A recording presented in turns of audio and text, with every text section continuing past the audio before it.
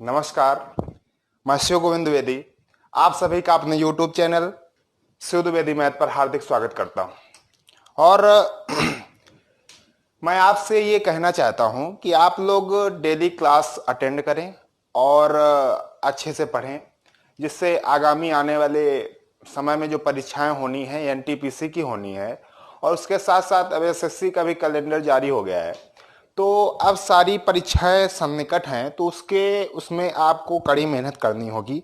कड़ी मेहनत आपको कैसे करनी है, जितना आपको पढ़ाया जाए अगर उतना ही आप पढ़ेंगे अच्छे से तो आप कुछ बेहतर कर पाएंगे। क्लियर? तो इसी के साथ हम लोग आज क्या पढ़ने वाले हैं, जो कि मैंने आपको बताया था कि सोमवार, मंगलवार, बुधवार हमारी चलने वाली है क्लासें काहे की, एडवांस मैथ की, और बृहस्पतिवार, शुक्रवार और शनिवार चलने वाली है अर्थमेटिक अंक गणित की। ठीक है? तो आज हमारा है बुधवार यानी हम लोग एडवांस में चलेंगे। एडवांस में हम लोगों ने सिमिलरिटी खत्म की। क्या खत्म की? सिमिलरिटी, समरूपता खत्म की। अब हम लोग आगे इसके बढ़ते हैं। आगे एक ऐसा टॉपिक आपको आज हम लेके आए हैं आपके सामने। शायद आपने उसको कभी पढ़ा ना हो। जो एसएससी करने वाले हैं, एसएससी वाले, उन्होंने इसका नाम भी नहीं सुना होगा।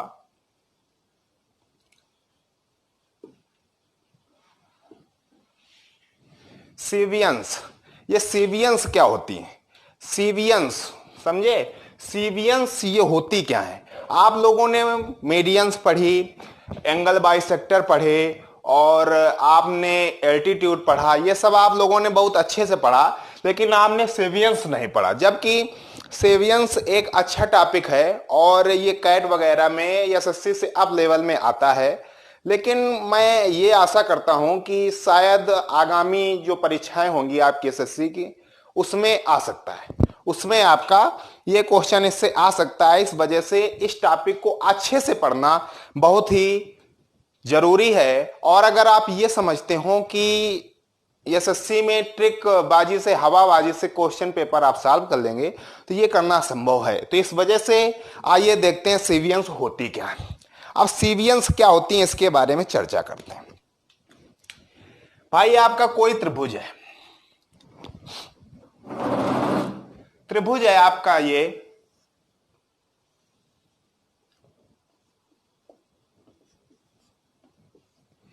एबीसी एक त्रिभुज है। और ए से अगर हम मध्य बिंदु पे, ए शीर्ष से सम्मुख भुजा के अगर मध्य बिंदु को मिलाएंगे तो वो क्या होगी? माध्यिका होगी। ठीक है? अगर ए से हम सम्मुख भुजा पे लंब डालेंगे तो वो क्या होगा? एल्टीट्यूड होगा, यानी शीर्ष लंब होगा। क्लियर? आप बोले सर अगर हम ए से क्या करेंगे? कोण अर्धक खींचेंगे, यानी लंबार्धक खींचेंगे, तो वो भी क्या होगा? वो भी आपका होगा क्या? लंबार्धक कहलाएगा। समझे? तो ये सब नहीं होनी है। सीवियंस ना आपकी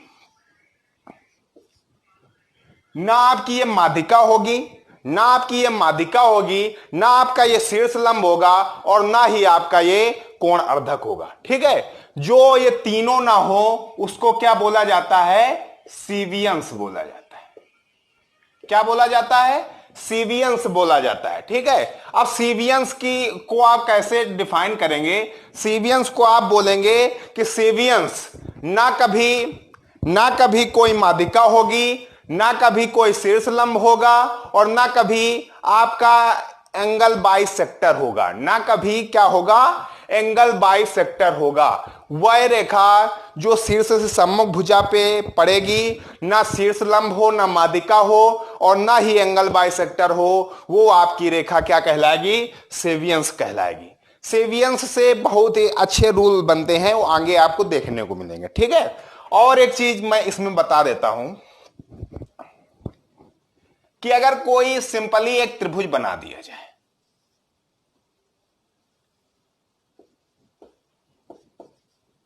देख पा रहा है? अगर कोई त्रिभुज आपको बना दिया जाए एबीसी, और उसके अंदर कई त्रिभुज बना दिए जाए, ये आपका मैंने डी बिंदु मान लिया, ये आपका ई बिंदु मान लिया। अगर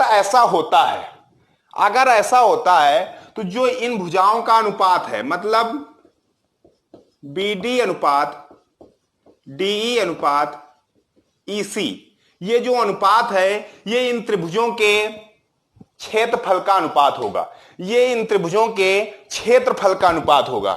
बोले क्लियर? बोले सर ये कैसे होगा? तो मैं आपको दिखाना चाहूंगा ये कैसे होगा। ठीक है, सीवियंस आप समझ गए। सीवियंस आपको ये समझना है कि न वो माध्यिका होगी, न वो शीर्ष लंब होगा, और न ही आपका क्या होगा, लंबार्धक होगा। ऐसी रेखा जो लंबार्धक, माध्यिका और शीर्ष लंब नहीं होगी वो आपकी सीवियंस कहलाएगी। सीवियंस का क्या उपयोग होगा ये अभी आपको देखने को मिलेगा। ठीक है, इतना आप इधर वाला ये जो फिगर है इसको समझने का प्रयास करेंगे। भाई मैंने ये बोला कि अगर कोई त्रिभुज के अंदर 2-3 त्रिभुज और बना दिए जाए कोई भी त्रिभुज आपको दिया जाए और उसके अंदर 2-3 त्रिभुज बना दिए जाएं, फिर आपसे पूछा जाए कि इन त्रिभुजों का जो क्षेत्रफल होगा वो किस अनुपात में होगा, तो वो BD अनुपात D अनुपात EC के अनुपात में होगा। मतलब उनके जो आधार हैं उनके अनुपात में होगा। बोले सर कैसे होगा? तो मैं बताने का प्रयास करता हूं। आपका होगा एरिया ऑफ ट्रायंगल ABD अनुपात एरिया ऑफ ट्रायंगल DAE अनुपात एरिया ऑफ एंगल EAC। इनका आपको रेशियो निकालना है। अब आपको इनका रेशियो निकालना है तो अब इनका क्षेत्रफल निकालना होगा। अब क्षेत्रफल कैसे निकलेगा? 1/2 आधार इंटू ऊंचाई, 1/2 आधार इंटू ऊंचाई, 1/2 आधार इंटू ऊंचाई से आप क्या निकालेंगे? क्षेत्रफल निकालेंगे। तो सबसे पहले आपको इस त्रिभुज की ऊंचाई निकालनी होगी।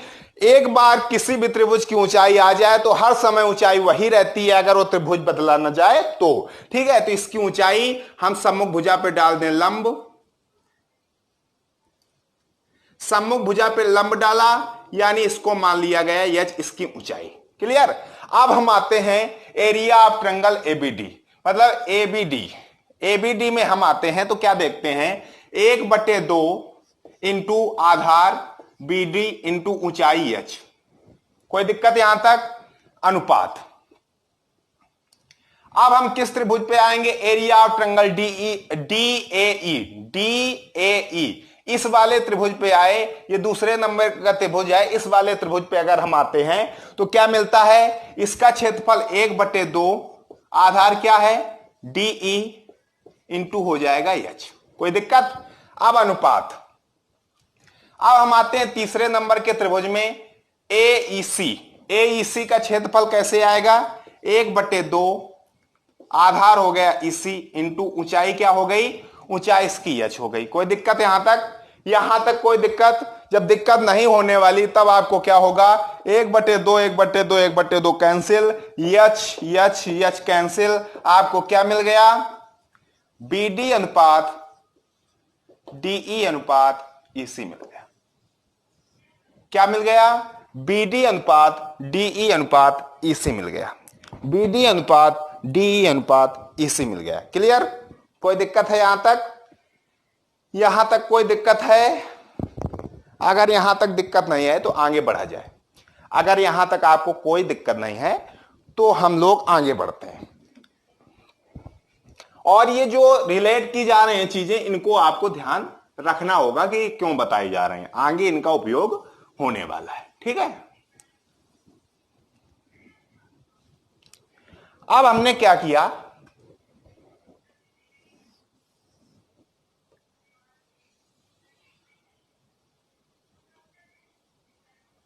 एक त्रिभुज लिया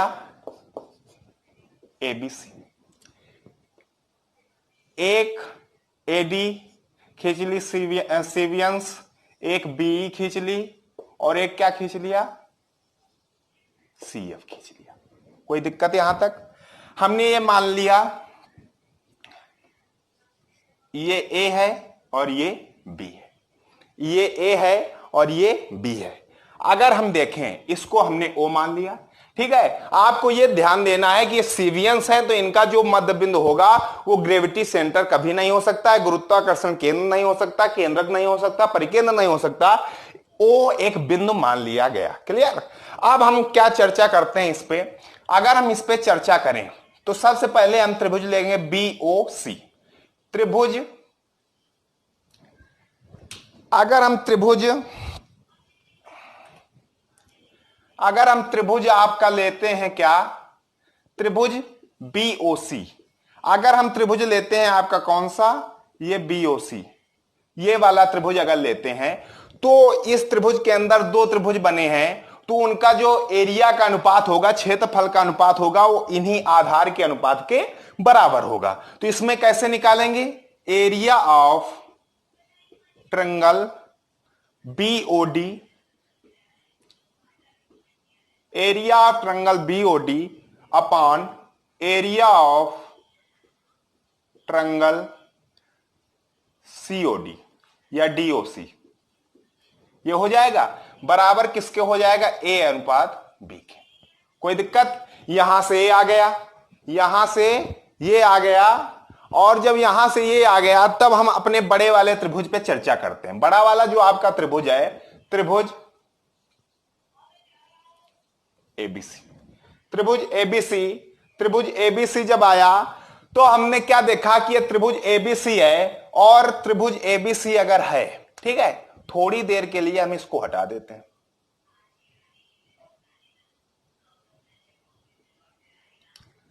थोड़ी देर के लिए हम इसको हटा देते हैं तो आपको सीधा सीधा दिखाई देगा कि इसके दो त्रिभुज बना दिए गए हैं अंदर। तो अब क्या होगा, एरिया ऑफ ट्रायंगल BAD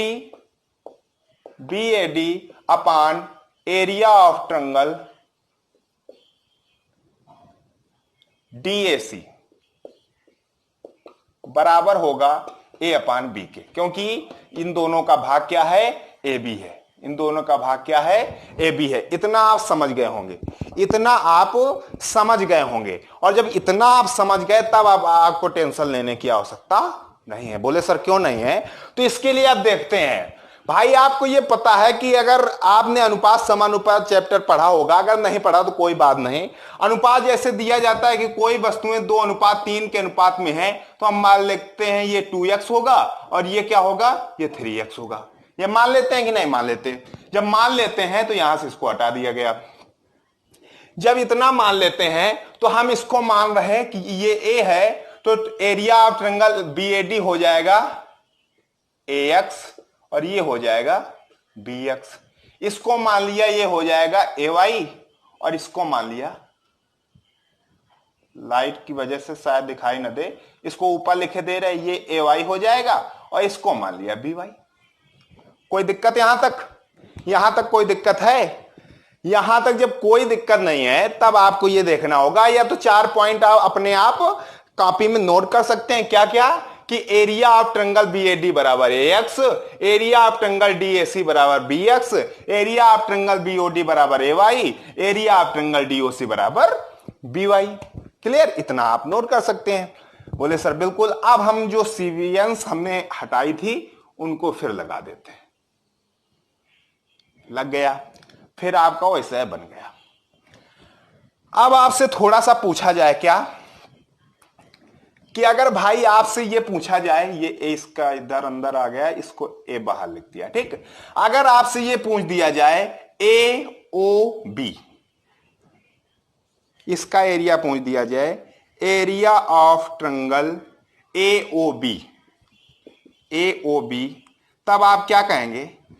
तब आप कहेंगे कि अगर इस बड़े वाले में से छोटे वाले का एरिया घटा दिया जाए, बड़े वाला यानी ABD, ट्रायंगल ABD यानी AX, अगर इस वाले बड़े वाले ट्रायंगल में अगर हम ये छोटा वाला BOD AY है, अगर इसको हम घटा दें, अगर इसको हम क्या कर दें, घटा दें, तो हमारा क्या आ जाएगा, ट्रायंगल AOB आ जाएगा। ठीक है, तो बोले क्लियर सर, कोई दिक्कत नहीं। अब हम इस पे चर्चा करने लगे कि अगर वो मांग कर दे कि area of triangle AOC, area of triangle AOC आपको निकालना है, तो ये बड़ा वाला ट्रायंगल जो है DAC का एरिया क्या है, BX है। ठीक है, तो इसमें घटा दें छोटा वाला DOC वाला, तो DOC वाला है BY, घटा दिया, कोई दिक्कत नहीं। इसको सॉल्व करेंगे तो ये A कॉमन हो जाएगा x माइनस वाई, और इसको सॉल्व करेंगे तो B common x minus Y. कोई दिक्कत यहां तक? यहां तक कोई दिक्कत है? और जब आपको दिक्कत नहीं है तो हम क्या कर देंगे, समीकरण 1/2 कर देंगे। समीकरण 1/2 कर देंगे तो आपको क्या मिलेगा, x माइनस वाई से x माइनस वाई कैंसिल, तो A/B आ गया। जब A/B आ गया तो आप कह सकते हैं area of triangle, area of triangle AOB upon area of triangle AOC का अनुपात भी क्या होगा, A/B होगा। क्या होगा, A/B होगा। ये आप लोग विशेषता ध्यान रखेंगे, A/B होगा। क्या होगा, A/B होगा।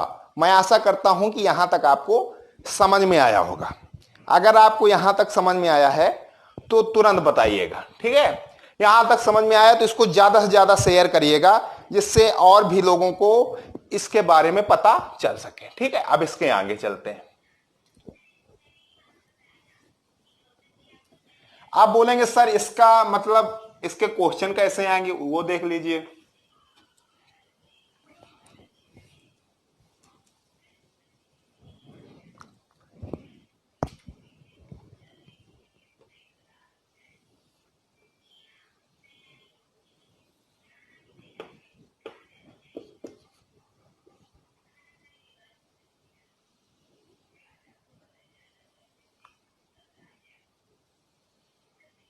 ये AD, ये BE, ये C, ठीक है।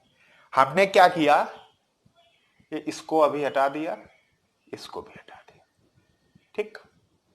इसका हमने क्षेत्रफल अल्फा मान लिया, इसका मान लिया बीटा, ठीक। और इसको x मान लिया, इसका क्षेत्रफल y मान लिया। कोई दिक्कत है यहां तक? यहां तक जब कोई दिक्कत नहीं है तब आगे क्या होगा, बोले सर अगर अल्फा अपान बीटा निकाला जाए, इसका क्षेत्रफल बटे इसका क्षेत्रफल तो आएगा BD अनुपात DC के। ये मतलब आधार को जिस भाग में बांटती है रेखा, उसी अनुपात में इनका क्षेत्रफल होता है, ठीक है। तो BD अनुपात DC आ गया, जो कि अभी हम लोगों ने करके देखा है। इसी के अनुसार x अपान वाई क्या हो जाएगा, ये भी हो जाएगा BD अपान DC हो जाएगा। होगा कि नहीं होगा? जब BD अपान DC हो जाएगा तो इससे हम क्या कह सकते हैं, समीकरण 1 व 2 से हम कह सकते हैं अल्फा अपान बीटा बराबर होगा क्या, अल्फा अपान बीटा बराबर होगा क्या, x अपान वाई के, x अपान वाई के।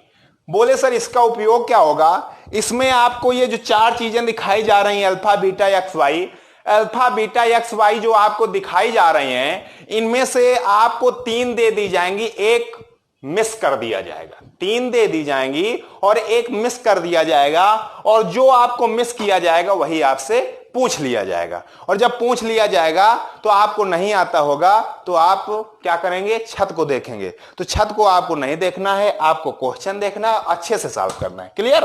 अब इसके आगे हम लोग बढ़ते हैं, अब इसके आगे हम लोग बढ़ेंगे, ठीक।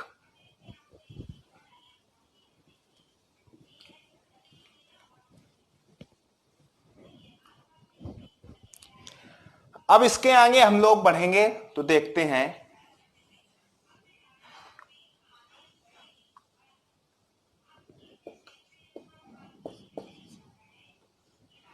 एक त्रिभुज आपका ABC, AD, BE, CF आपकी क्या है, CV अंश है, ये है, ठीक है, CV अंश है। अब अगर आपसे ये पूछा जाए क्या,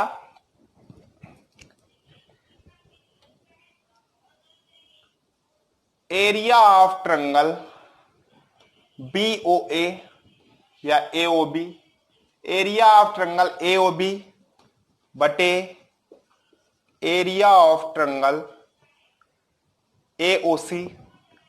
AOC बराबर होगा किसके? BD अपान DC के, BD अपान DC के होगा। क्लियर? ये वाला कंप्लीट हुआ। अब इस वाले के लिए आते हैं। अब हम देखें अगर एरिया ऑफ ट्रायंगल AOC, इस वाले के लिए ये वाला AOC, area of triangle AOC upon area of triangle COB, B या BOC बराबर हो जाएगा किसके? AF अपान FB, AF अपान FB की। कोई दिक्कत यहां तक? यहां तक कोई दिक्कत? अब अगर देखा जाए क्या, अब इस वाले के लिए आ जाए, इस वाले के लिए तो ऐसे चलेंगे। जब ऐसे चलेंगे तो क्या होगा भाई? एक हो जाएगा BOC, area of triangle BOC अपान ये वाला हमने लिया, ये वाला, ये ट्रायंगल। अब कौन सा लेंगे? ये यानी BOA, area of triangle BOA बराबर किसके हो जाएगा? बराबर किसके हो जाएगा आपके? ये हो जाएगा, कौन सा लिया? BOC यानी CE अपान AE। ठीक?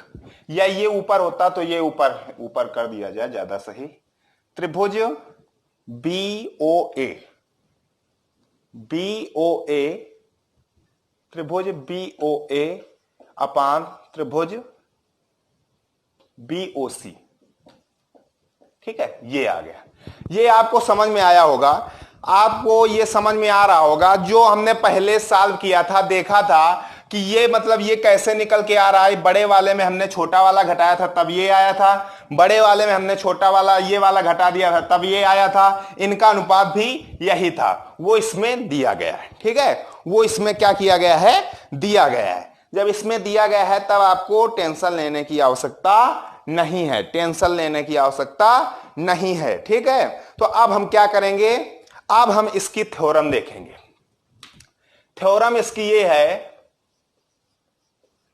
कि BD अपान DC इंटू AF अपान FB इंटू AE अपान CE बराबर होगा 1 के, बराबर होगा 1 के। ये आपको इसकी थ्योरम, सीवियंस थ्योरम याद रखनी है। ये क्या होती है कि ये जो मतलब सीवियंस इनको अनुपात में विभक्त करती हैं, वही अनुपात पूरे का अपना जो अनुपात लेके चलता है पूरे अंत तक, उसका मान क्या होता है? उसका जो प्रोडक्ट आता है वो 1 आता है। कैसे? BD अपान DC, ठीक है, AF अपान FB और AE अपान EC बराबर 1। तो अब हम BD अपान DC को क्या लिख पाएंगे? अब मैं नहीं बताने वाला हूं, अब इसके आगे मैं बताने वाला नहीं हूं, आपको ये खुद करना होगा। प्रूफ क्या करना है? इसमें कुछ प्रूफ नहीं करना है, कुछ प्रूफ नहीं करना है। आपको केवल इतना सा ध्यान रखना है। क्या ध्यान रखना है? कि भाई BD अपान DC है तो इसको रख लेना है, AF अपान FB है तो इसको लिख देना, AE अपान C है तो इसको उल्टा करके लिख देना है। और फिर उसके बाद एक दूसरे से एरिया आपस में उनका क्षेत्रफल कट जाएगा और इसका मान क्या आएगा? 1 आएगा। इसका मान क्या आएगा? 1 आएगा। क्लियर? मैं आशा करता हूं कि आपको यहां तक बहुत अच्छे से समझ में आया होगा। अगर आपको अच्छे से समझ में आया है तो आप ज्यादा से ज्यादा इसको लाइक करेंगे, सब्सक्राइब करेंगे और क्या करेंगे? शेयर करेंगे। इसी के साथ हम लोग नई नई चीजों के साथ आते रहेंगे। और आपको ये सोच के नहीं पढ़ना है कि SSC में नहीं आना है तो हम ना पढ़ें, आगे आ सकता है भविष्य में। कैट लेवल के हैं, थोड़ा सा SSC से ऊपर लेवल का है, लेकिन आपको समझना होगा। क्लियर? अब इसके बाद जो सीवियंस की क्लास होगी वो आपकी मंडे को कंटिन्यू की जाएगी और आपका कल से होगा अर्थमेटिक। अंक गणित पे हम लोग कल जहां पे नंबर सिस्टम से चल रहे थे वहीं पे आगे कंटिन्यू करेंगे। क्लियर? मैं आशा करता हूं कि आप सभी क्लासेस टाइम से देख रहे होंगे। ठीक है, अमित सर आपके जीएस लेकर आ रहे हैं और अच्छे से पढ़ा रहे हैं, कोई दिक्कत नहीं। आपको जो हमारे आशीष त्रिपाठी जी हैं उनके द्वारा ट्रिक्स दी जा रही हैं जीएस पे, वो आप अच्छे से पढ़ रहे होंगे। उसके बाद आपको इंग्लिश कुलदीप सर द्वारा दी जा रही है और हमारे जो रीजनिंग है वो कौशिक सर द्वारा दी जा रही है। ठीक है, तो ये सब लोग, और हमारा जो करंट अफेयर तिवारी सर द्वारा दिया जा रहा है। तो आप लोग ये सब चीजें ध्यान रखेंगे और अच्छे से पढ़ने का प्रयास करेंगे, जिससे आगामी आने वाली परीक्षाओं एनटीपीसी में, एसएससी में आप अच्छा से बेहतर कर पाएं। यही मैं आपसे आशा करूंगा। धन्यवाद।